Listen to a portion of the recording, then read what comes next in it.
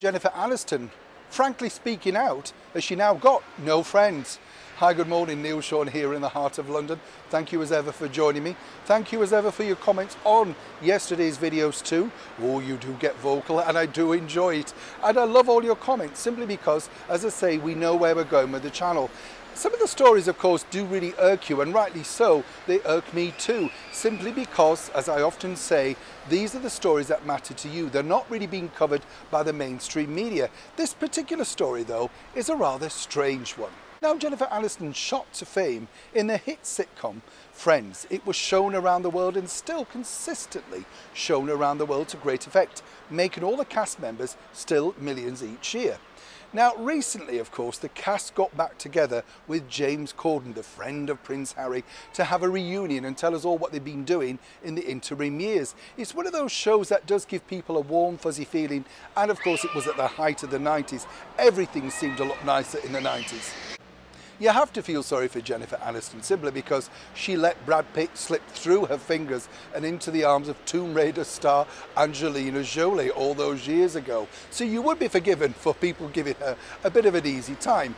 But in a small interview with a glossy magazine, she basically said that she wasn't very keen on keeping friends with her unvaccinated friends.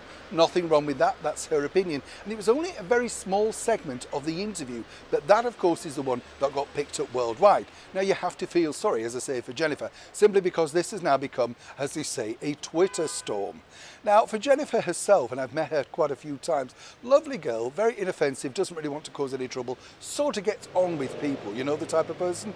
She's probably going to be baffled by all of this. Do you agree with her or not?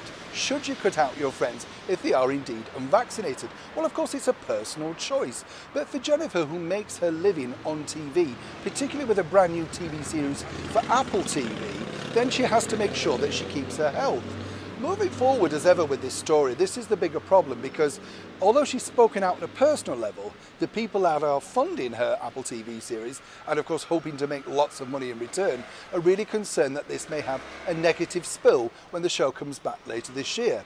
For Jennifer herself, so far, she's been reluctant to explain her actions. And what's very clever is the people behind her have decided now to spin that on-off romance with a former co-star of hers, David Schwimmer.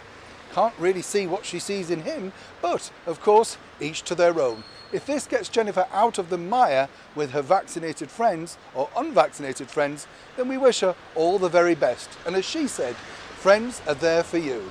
Neil Sean in the heart of London.